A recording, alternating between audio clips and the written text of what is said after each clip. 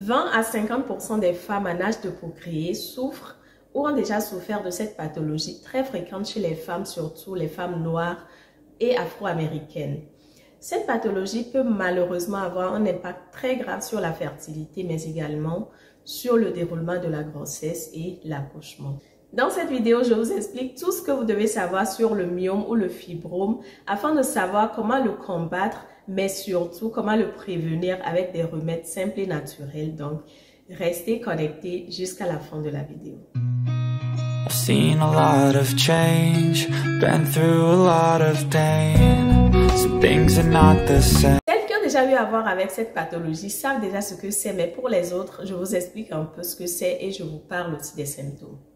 Alors, les fibromes utérins, encore appelés par les médecins myomes, sont des tumeurs bénignes, c'est-à-dire des tumeurs non cancéreuses de cellules musculaires de la paroi utérine. En quelque sorte, ils se présentent comme une balle qui pousserait sur un mur. Cette affection se produit plus souvent chez les femmes en âge de procréer, mais pas que. Elle peut toucher aussi les femmes de tout âge.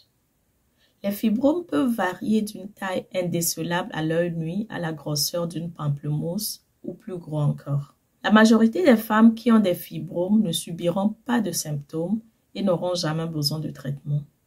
Toutefois, certaines femmes peuvent avoir des règles douloureuses et anormalement longues ou abondantes, la présence de caillots et les saignements en dehors de la règle. Le fibrome a tendance à évoluer lentement par petites poussées jusqu'à la ménopause, puis il diminue de volume.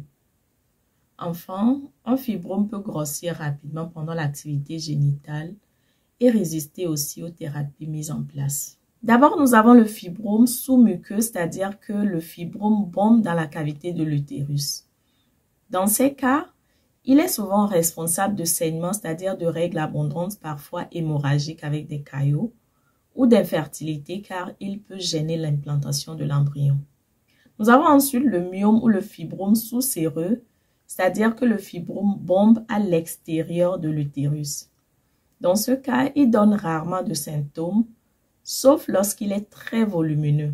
Il peut alors par sa taille comprimer la vessie et donner des envies pressantes d'uriner, voire de dilater les reins.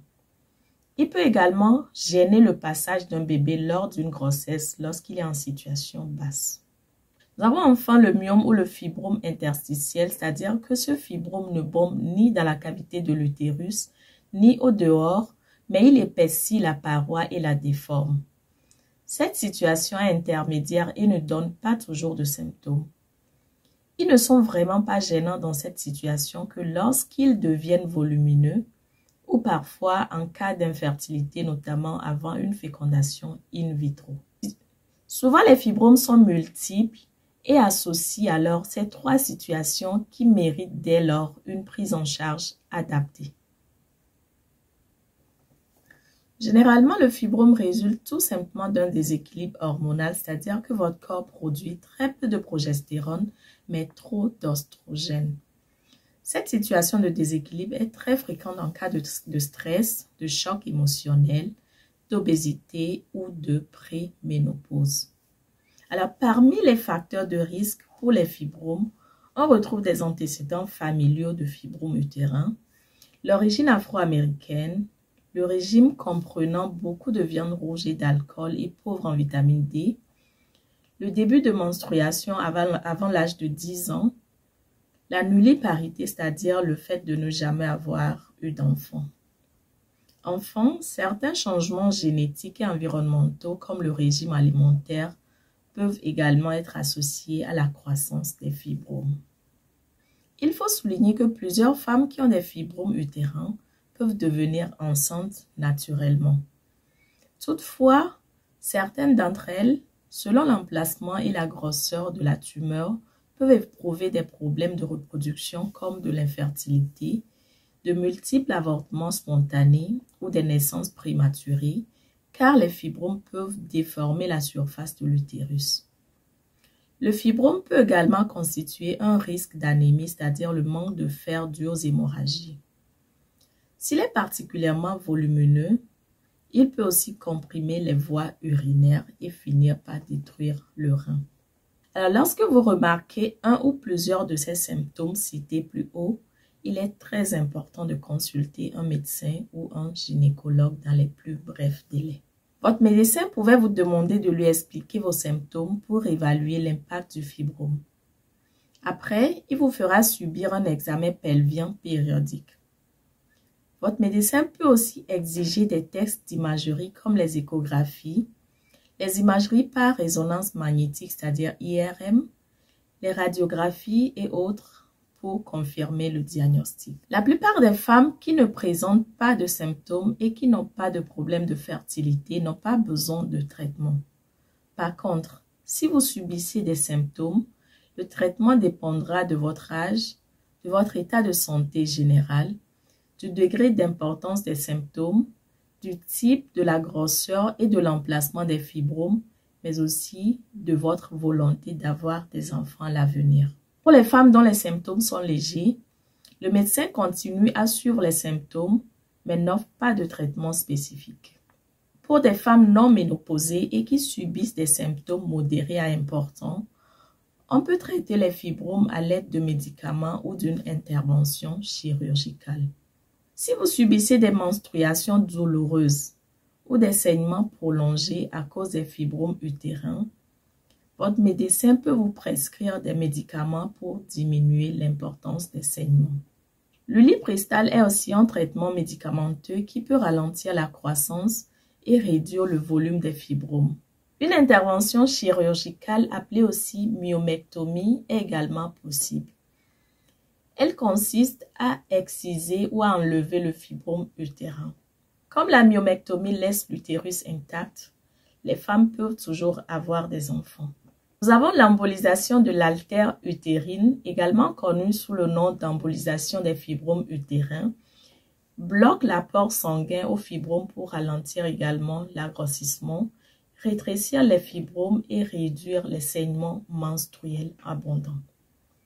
Si votre ménopause approche et que vos symptômes sont légers, votre médecin pourrait vous recommander d'attendre car le volume de votre fibrome pourrait diminuer après la ménopause. Si vous êtes déjà ménopausé ou si les autres traitements n'ont pas été efficaces, votre médecin pourrait vous recommander une intervention chirurgicale appelée hystérectomie pour vous enlever l'utérus. Donc, comme vous le voyez, il y a de multiples traitements médicaux du myome et ces traitements, il faut le dire, sont souvent très efficaces. Malheureusement, il y a beaucoup de femmes qui, après juste quelques semaines ou quelques mois de traitement, voient encore l'apparition d'autres fibromes ou d'autres myomes. Et c'est pour ça la grande question qui se pose aujourd'hui, c'est que comment prévenir ces apparitions ou bien comment les traiter ou bien comment les bloquer de manière durable. Comme déjà mentionné plus haut, au-delà des facteurs biologiques et génétiques, le myome est très souvent causé par un déséquilibre hormonal et ce déséquilibre est aussi causé par des maladies thyroïdiennes ou aussi une mauvaise hygiène de vie comme le tabac ou le stress. Alors, il faut juste se concentrer sur cet aspect pour pouvoir éradiquer le problème. Pour pallier au problème de déséquilibre hormonal, il y a des traitements médicaux et naturels. Alors, pour celles qui veulent opter pour le traitement médical, je vous invite tout simplement à contacter votre médecin. Alors, aujourd'hui, moi, je vais me concentrer plutôt sur le traitement naturel. La toute première chose à faire, c'est d'éviter certaines habitudes pour ne pas empirer la situation, notamment la consommation de la viande et de lait de vache non biologique, le soja non fermenté et les aliments qui en contiennent comme le lait et les farines de soja. Les légumes crucifères comme le brocoli, le chou-fleur, le chou frisé, le chou de Bruxelles, le tofu, etc. Les aliments transformés frits, sucrés et gras, la caféine et l'alcool. Le stress qui affecte toutes les fonctions de l'organisme, la consommation régulière de médicaments, surtout des contraceptifs, les boissons alcoolisées et le tabac, mais surtout le surpoids. La deuxième chose qu'il faut faire, c'est de manger des aliments riches en zinc, en acides gras oméga 3, en vitamine B12, des fibres et aussi des aliments qui stimulent la thyroïde, comme par exemple le chocolat noir, des cacahuètes, du crabe, des huîtres, des noix, des œufs, des sardines, des truites, du saumon, du thon, de la betterave, des épinards, des grains entiers, des fruits crus, des légumes crus, des haricots et aussi des graines. La troisième chose que je peux vous conseiller, c'est d'essayer le jeûne intermittent. Cela consiste tout simplement à arrêter de manger pendant une période bien définie. Vous pouvez par exemple jeûner 1 à 2 jours par semaine ou tout simplement ne rien manger dans la journée pour pouvoir ajuster votre rythme circadien et équilibrer vos hormones.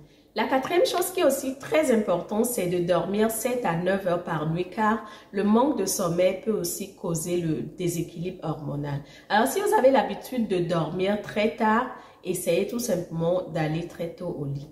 La dernière chose que je vous conseille aujourd'hui, c'est d'utiliser les techniques de relaxation comme par exemple la relaxation musculaire progressive, les exercices de respiration profonde, le yoga, mais aussi la méditation et tout ceci tout simplement pour pouvoir contrôler vos stress. Alors, ce qui est important ici à rappeler, c'est que les remèdes naturels ne sont pas des médicaments qui fonctionnent comme ça d'un jour à l'autre, mais plutôt il faut les utiliser de manière très constante pendant un bon moment avant d'avoir le résultat. Moi, dans mon cas précis, on m'avait détecté des myomes et qui ont été enlevés. Et après 1 an, j'étais tombée enceinte de mon enfant. Et pendant la grossesse, on m'a encore détecté des myomes. Mais vous savez, tout ce temps, je n'ai fait qu'utiliser des remèdes naturels. J'ai essayé d'adapter mon alimentation et après mon accouchement, 1 an après et tout, j'étais partie au contrôle pour voir comment ça évoluait et on n'a plus rien vu. Donc, je me suis dit, si ça a marché pour moi, ça peut marcher pour vous aussi. Donc, je ne peux que vous encourager à être discipliné dans ce que vous faites pour avoir un bon résultat. Alors, c'est la fin de cette vidéo. J'espère qu'elle vous aidera. J'espère qu'elle vous aura plu. Si c'est le cas, n'hésitez pas à vous abonner à la chaîne pour agrandir la communauté. N'hésitez pas à me laisser un pouce bleu pour m'encourager. Et n'hésitez pas aussi à partager la vidéo à celles qui en ont besoin, quoi. Si vous avez des questions, laissez-les juste dans les commentaires. D'ici là, portez-vous bien et à très bientôt pour une nouvelle vidéo. Tchuss!